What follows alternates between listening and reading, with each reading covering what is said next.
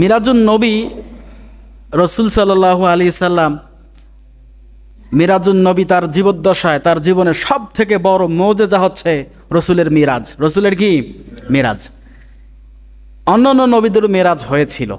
মুসা নবী মিরাজ করেছিল, অন্যান্য নবীরাও মিরাজ করেছে, কিন্তু আমাদের নবীর মিরাজ অন্যান্য নবীদের মিরাজের মতো নয়, একদম আলাদা এবং ভিন্ন। আল্লাহ পাক রব্বুল আলামিন তার হাবিবকে এতটাই ভালোবাসতেন, মহব্বত করতেন, সব থেকে বেশি আমাদের রসুলের গুরুত্ব মর্যাদা সব থেকে বেশি। যত আম্বিয়া একরাম, যত নবী রাসূল দুনিয়াতে আল্লাহ পাক পাঠিয়েছেন, পিতা আদম থেকে নিয়ে এখন পর্যন্ত, তার মধ্যে সব থেকে দামি, সম্মানিত, মর্যাদা সম্পূর্ণ, উত্তম নবী হচ্ছে আমাদের নবী মুহাম্মদ রাসূলুল্লাহ সাল্লাল্লাহু আলাইহি সাল্লাম। সম্মানিত হাজিরিন, এই নবীকে আল্লাহ পাক নিদর্শন দেখাবার জন্য, তার কিছু বিষয় জানানোর জন্য, দেখানোর জন্য আল্লাহ পাক জমিন থেকে আল্লাহ রসুলকে দাওয়াত দিয়ে তার আরশ মহল্লায় নিয়ে গিয়েছেন, আরশ আজিমে নিয়ে গিয়েছেন, যেখানে আমার আল্লাহ পাক রব্বুল আলামিন তাকে দাওয়াত করে নিয়ে গিয়েছেন। সেটা কি ছোটোখাটো জায়গা যেখানে ফেরেশতাদেরকেও আল্লাহ পাক কখনো নেন নাই? সীমাবদ্ধতা আছে, এই পর্যন্ত আমার ফেরেশতারা আসতে পারবে, এই পর্যন্ত ফেরেশতাদের দৌড়, আর যাইতে পারবে না। সেখান ভেদ করে আল্লাহ পাক রব্বুল আলামিন তার হাবিবকে নিয়ে গিয়েছেন। তাহলে কতটা মর্যাদা সম্পূর্ণ আমাদের নবী, ঠিক কিনা বলেন? অনেকে বলে মেরাজে গিয়ে রসুল দেখা করে নেই, আল্লাহকে সরাসরি সে দেখতে পারে নাই। দেখা করেছে বা না করেছে সেটা রসুল এবং তার আল্লাহ পাক ভালো জানেন, আমাদের নবী ভালো জানেন এবং আল্লাহ পাক ভালো জানেন। দেখা করলেও আমাদের ঈমান আছে, দেখা না করলেও আমাদের ঈমান আছে। তবারক আসলো, রেখে দেন, সবাই ওইদিকে দেখাচ্ছে। সময় বেশিক্ষণ নাই, আমরা অল্প সময় শেষ করবো ইনশাআল্লাহ। তো মিরাজ থেকে আমাদের কিছু শিক্ষা আছে। কি আছে বন্ধু বলেন তো? শিক্ষা। মিরাজের প্রায় 12 থেকে 14টা মূল নীতি মেরাজের শিক্ষা থেকে আমরা পাই। রসুল যে মেরাজ করে আসলেন, আল্লাহ পাকের সাথে সাক্ষাৎ করে আসলেন, মেহমান হিসেবে সেখানে গেলেন, এবং আমাদের জন্য তিনি কি নিয়ে আসলেন, এখান থেকে আমাদের শিক্ষাটা কি আমাদের জানা দরকার আছে না নাই?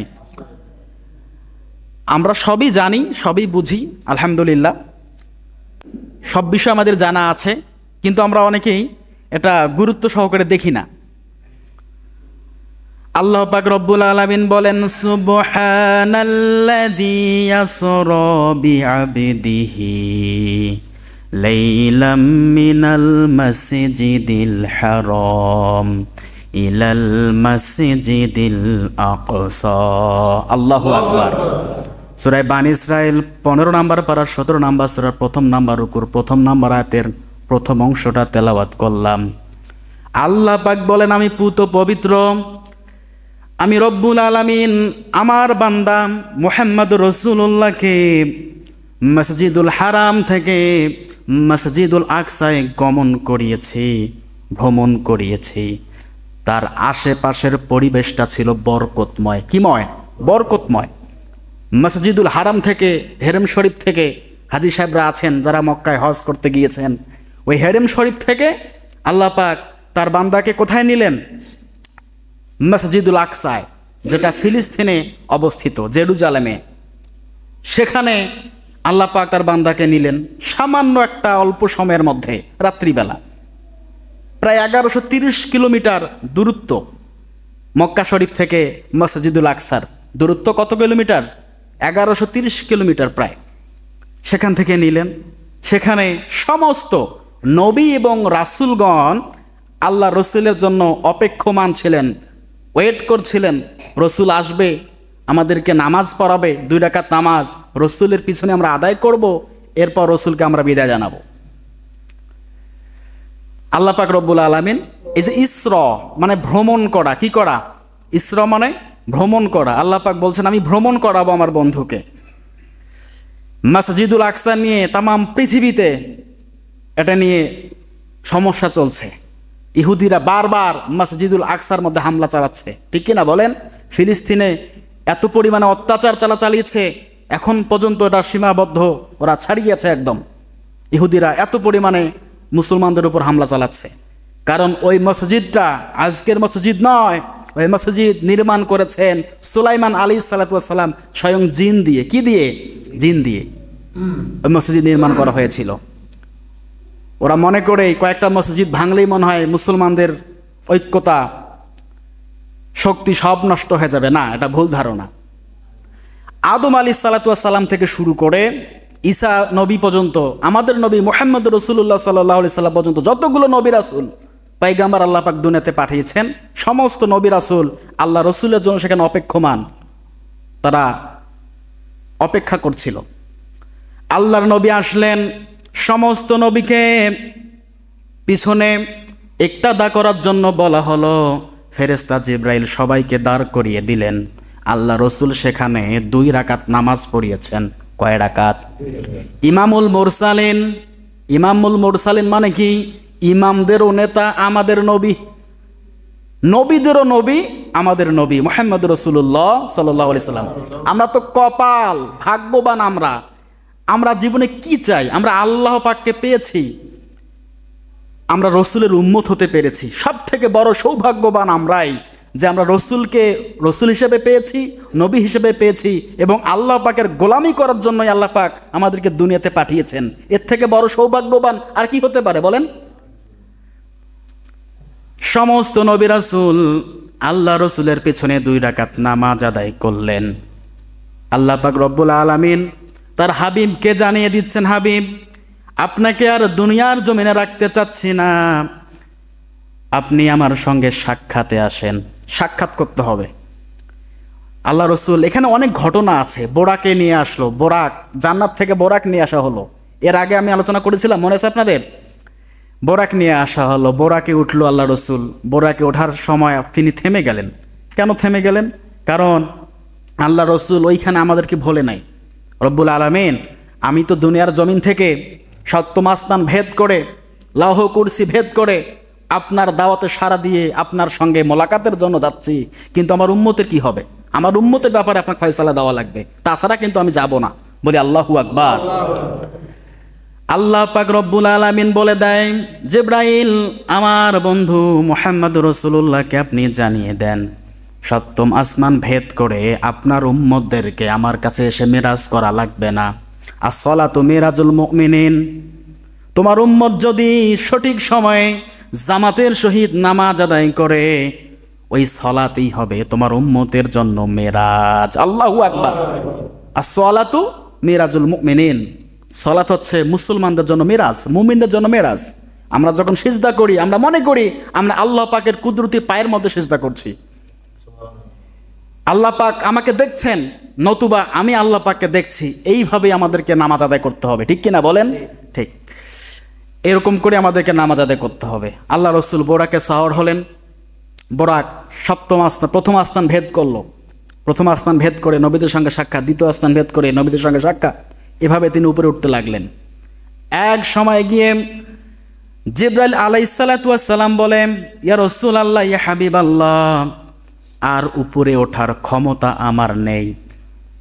600 নূরের পাখা জ্বলে ছাই হয়ে যাবে, ছারকার হয়ে যাবে। হে আল্লাহ রসুল, আমি আর উপরে উঠতে পারবো না, আর সম্ভব নয়। সিদরাতুল মুনতাহা পর্যন্ত তিনি উঠেছেন, আর উপরে ওঠা সম্ভব নয়। হে আল্লাহ রসুল, আপনি এই পথ থেকে একাই চলে যান, কারণ সামনে গেলেই আমার নূরের 600 ডানা পুড়ে ছাই হয়ে যাবে, আমি আর পারবো না। এর উপরে ওঠার ক্ষমতা আমার আর নাই। আল্লাহ রসুলকে একা ছেড়ে দেওয়া হলো। আল্লাহ রসুল উঠতে লাগলেন। আল্লাহ রসুল উঠলেন। আল্লাহ পাক রব্বুল আলামিন তার বন্ধুকে কাছাকাছি নিয়েছেন। কিসে নিয়েছেন বলেন? কাছাকাছি, একদম কাছাকাছি নিয়েছেন। বন্ধুকে দাওয়াত দিয়ে তিনি জান্নাত পরিদর্শন করালেন। কি পরিদর্শন করালেন? জান্নাত জাহান্নাম পরিদর্শন করালেন। এক সময় হঠাৎ করে আল্লাহ রসুল একাকিত্ব অবস্থায় শুনতে পেলেন বেলালের পায়ের আওয়াজ। আল্লাহ রসুল মার্ক করে নিয়েছেন, এটা তো বেলালের পায়ের আওয়াজ। বেলালের পায়ের আওয়াজের শব্দ কেন শোনা যায়? শুনতে পেয়েছেন আল্লাহ রসুল। একটা আমলের কারণে বেলালের মর্যাদা আল্লাহ পাক বাড়িয়ে দিয়েছেন। আল্লাহ পাক রব্বুল আলামিন পবিত্র কোরআনুল কারীমের মধ্যে জানিয়ে দিয়েছেন, আমার বন্ধু মুহাম্মদুর রাসূলুল্লাহকে দাওয়াত দিয়ে আমি আল্লাহ পাক গোপন থাকি নাই, আমি আল্লাহ পাক আমার বন্ধুর সঙ্গে সাক্ষাৎ করেছি। কি করেছেন? সাক্ষাৎ। ফাআউহা ইলা আবদিহি মা আউহা। আল্লাহু আকবার। সূরা নাজম ২৭ নম্বর পারা ৫৩ নম্বর সূরার প্রথম নাম্বার রুকুর ১০ নম্বর আয়াত। ফাআউহা ইলা আবদিহি মা আউহা। ওই সময় আমার বন্ধু মুহাম্মদুর রাসূলুল্লাহর সঙ্গে আমার সাক্ষাৎ হয়েছিল। ৯ নম্বর আয়াতে বলা আছে, আমার বন্ধু আর আমি আল্লাহ পাক রব্বুল আলামিন এতটাই নিকটবর্তী ছিলাম, তীর আর ধনুকের মধ্যে যতটুকু ডিস্টেন্স থাকে, গ্যাপ থাকে, তত দূর। একটা তীর আমরা নিক্ষেপ করি না, তীরের মধ্যে আর ধনুকের মধ্যে কোনো কি গ্যাপ থাকে? বলেন, ফাঁক থাকে না। স্পষ্ট কোরআনের আয়াত, এতটুকু পরিমাণ গ্যাপ আমার বন্ধুর সাথে আমার ছিল। ফাআউহা ইলা আবদিহি মা আউহা। আর আমার বন্ধুকে ওই সময় যাহা ওহি করিবার তাই ওহি করিলাম। এটা দুনিয়ার মানুষ কেউ জানে না। আমরা রসুলের মান সম্মান সবসময় ছোট করে দেখতে চাই কেন? সম্ভব না। ওই সময় আল্লাহ পাক তার বান্দাকে যাহা ওহি করিবার তাই ওহি করিলেন। এটা আল্লাহ পাক যদি গোপন রাখে আমি জানবো না। আল্লাহ রসুল মিরাজ থেকে ফিরে এসে যতটুকুই তার উম্মতদেরকে, সাহাবীদেরকে জানিয়েছেন, আমরা ততটুকুই জানি, এর বেশি জানবো না। এটা আল্লাহ এবং তার রসুলের ব্যাপার, ঠিক কি না বলেন? মিরাজ থেকে ফিরে আসে আল্লাহ রসুল সাল্লাল্লাহু আলাইহি ওয়াসাল্লাম। আবু জেহেলের সঙ্গে সাক্ষাৎ। আবু জেহেলকে বলে, আবু জেহেল, গত রাত্রিতে আমি মিরাজ করেছি, মসজিদুল হারাম থেকে মসজিদুল আকসা পর্যন্ত আমার মনিব আমাকে নিয়ে গিয়েছে। এখন সেইখান থেকে সপ্তম আসমান ভেদ করে, সিদরাতুল মুনতাহা ভেদ করে, আরশে আজিম পর্যন্ত আমার রব আমাকে নিয়ে গিয়েছে। আবু জেহেল আর কি করে? হাসে, বিশ্বাস করে না। বলে কি, এতদিন জানতাম মোহাম্মদ পাগল, কি সব বলে না বলে, আজকে সুযোগ পেয়েছি মোহাম্মদের ১২টা বাজাবো, সবাইকে বলে বেড়াবো, সবাইকে উপহাস করবে। বিশ্বাস তো করবেন, ঠাট্টা করবে। আবু জেহেল আবার চিৎকার করে বলছে, আমি কিন্তু সবাইকে বলে বেড়াবো। আল্লাহ রসুল বলে, আবু জেহেল নির্দ্বিধায় বলে বেড়াও, গত রাত্রিতে আল্লাহ পাক রব্বুল আলামিন আমাকে আরশে আজিমে নিয়ে গিয়েছে, আমার মেরাজ হয়েছে, বলে বেড়াও, কোনো সমস্যা নেই। পথে দিয়ে যাচ্ছিলেন আবু বক্কর রাদিয়াল্লাহু তাআলা আনহু। আবু বক্করকে ডাক দিয়ে বলে, আবু বক্কর, তোমার নবী মুহাম্মদ বলছে গত রাত্রিতে তার নাকি মিরাজ হয়েছে। আল্লাহ পাক রব্বুল আলামিন তাকে নাকি মসজিদুল হারাম থেকে মসজিদুল আকসায় নিয়ে গিয়েছে। শুধু তাই নয়, এটুক হলেই হতো, এটাও সে বলল, দুনিয়ার জমিন ভেদ করে, সপ্তম আসমান ভেদ করে, সিদরাতুল মুনতাহা ভেদ করে, এমন আরশে আজিম পর্যন্ত নাকি মুহাম্মদ গিয়েছে, আবার ফিরেও এসেছে। তুমি কি বিশ্বাস করো? আবু বক্কর রাদিয়াল্লাহু তাআলা আনহু বলেন, আবু জেহেল, এই কথা তুমি কার মুখ থেকে শুনেছ বলো? আবু জেহেল বলে, তোমার নবীর মুখ থেকে আমি শুনেছি, স্বয়ং মুহাম্মদ এই কথাটা আমাকে বলেছে। আবু বক্কর বলে, আবু জেহেল, যদি নবী এই কথা বলে তোমাকে থাকে, আমি এখনই এটার উপরে ঈমান আনলাম, বলে আল্লাহু আকবার।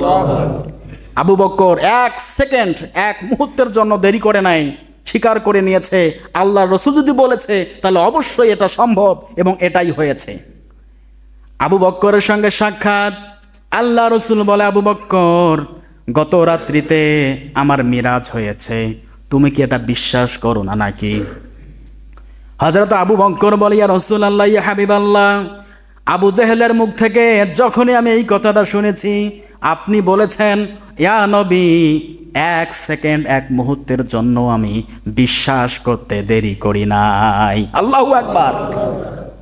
আল্লাহ রসুল বলে, আবু বক্কর, আমার মিরাজ তুমি নির্দ্বিধায় নিশ্চিন্তে বিশ্বাস করে নিয়েছো, আজকে আমি তোমাকে খালি হাতে ফেরত দেব না। আজ থেকে তোমার নাম শুধু আবু বক্কর নয়, আজ থেকে তোমার নামের লকব আমি লাগিয়ে দিলাম, তোমার নাম হচ্ছে আজ থেকে আবু বক্কর সিদ্দিক। আল্লাহু আকবার। সিদ্দিক মানে কি? সত্যবাদী। সিদ্দিক মানে কি? সত্যবাদী। এখানে সিদ্দিক নামের কেউ আছেন? আছেন কেউ? নাই? আলহামদুলিল্লাহ, সমস্যা নাই। সিদ্দিক অর্থ সত্যবাদী।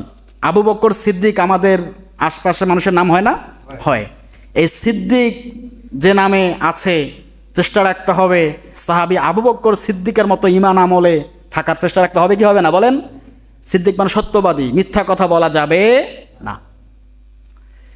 একে একে আবু জেহেল এবার তুলকালাম শুরু করে দিল। আরবের মক্কার মধ্যে সব মানুষকে বলে বেড়াতে লাগলো মুহাম্মদ পাগল হয়ে গেছে। কিসের মেরাজ? কোনো মেরাজ হয়নি। ও বিশ্বাসই করে না। বিজ্ঞান দ্বারা প্রমাণিত যে আল্লাহ রসুল যে মিরাজ করেছেন এটা সত্য। এটা কি? সত্য। কিভাবে সম্ভব? সত্য। এটা অবশ্যই সত্য, কারণ বিজ্ঞান আজ পর্যন্ত কোরআন ছাড়া কোনো বিজ্ঞানী তার বিজ্ঞান আবিষ্কার করতে পারেনি। এতদিন বলেছিল সূর্য ঘোরে, আবার বলছিল না পৃথিবী স্থির সূর্য ঘোরে, আরেকবার বলে না সূর্য স্থির পৃথিবী ঘোরে। শেষ পর্যন্ত সূরা ইয়াসিনের ওই 65 নম্বর আয়াতটায় নাজিল হয়ে গেল সঠিক, যে আমি প্রতিটা কক্ষ তার নিজ নিজ কক্ষে প্রদক্ষিণ করছে, অর্থাৎ সূর্য ঘোরে পৃথিবীও ঘোরে। এটাই সত্য প্রমাণিত হয়েছে। বলি সুবহানাল্লাহ। কোন বিজ্ঞানী যারা আবিষ্কার করেছে, এই যে মহাশূন্য আকাশ আবিষ্কার করেছে, এখনকার বিজ্ঞানীরা তো যারা আছেন চাঁদের দেশ পর্যন্ত গিয়েছেন। কত দূর? চাঁদের দেশ। সূর্যটা এই পৃথিবীটাকে 13 লক্ষ বার জোড়া দেন, 13 লক্ষ গুণ করলে এই পৃথিবীটাকে সূর্য একাই গিলে ফেলবে। এই সূর্যের থেকে অনেক বড় বড় গ্রহ আছে, নক্ষত্র আছে, কোটি কোটি মিলিয়ন বিলিয়ন গুণে তারা বড়। তা আমাদের দৌড় কোথায়? আমাদের কোনো আছে? কোথায় বিজ্ঞান আর কোথায় কি? শেষ পর্যন্ত বিজ্ঞানীরা কোরআন থেকে তথ্য সংগ্রহ করে করেই তারা আবিষ্কার করেছে। এমন ইতিহাসও আছে অনেক বিজ্ঞানী কোরআন রিচার্জ করতে গিয়ে মুসলমান হয়ে গেছে। বলি আল্লাহু আকবার। সবাই একত্রিত হয়ে গেছে, মুহাম্মাদকে ছেড়ে দেওয়া যাবে না, এসব আজে বাজে কথা বলে বেড়ায়। সবাইকে ডাক দেওয়া হলো, মুহাম্মদ তোমাকে প্রমাণ করে দেওয়া লাগবে তুমি আসলে মিরাজ করেছো নাকি বলো। সবাইকে ডাক দেওয়া হলো মজলিসের মধ্যে। ওই জামানার একজন আবু জেহেলের দলের লোক ছিল একজন, ওনাকে বলা হলো আপনি তো মসজিদুল আকসা ভ্রমণ করেছেন, আপনি সেখানে গিয়েছিলেন, আপনি বলেন তো ওখানকার অবস্থাটা কেমন।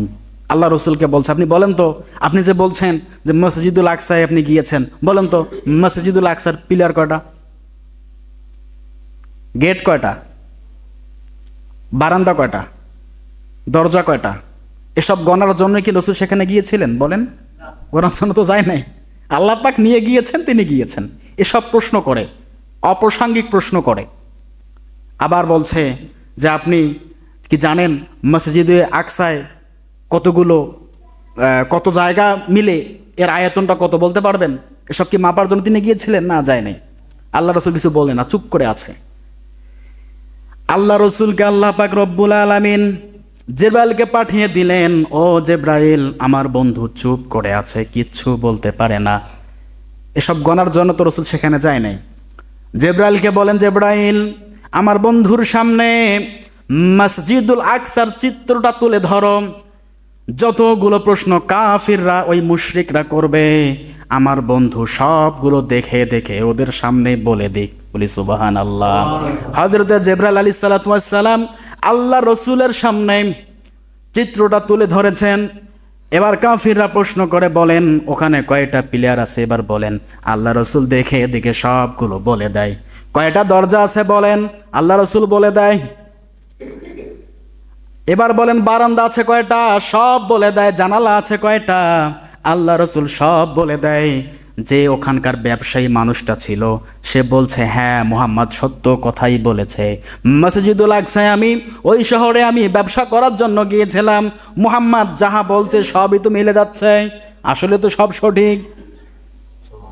আল্লাহ রসুল বলে ও মুশরিকরা তোমরা যদি এখন আমাকে বলো মসজিদুল আকসার মধ্যে কতগুলো বালুকণা আছে, আমার আল্লাহ পাকের সাহায্য নিয়ে কয়টা বালুকণা আছে সবগুলো দেখে দেখে বলে দিতে পারবো। আল্লাহু আকবার।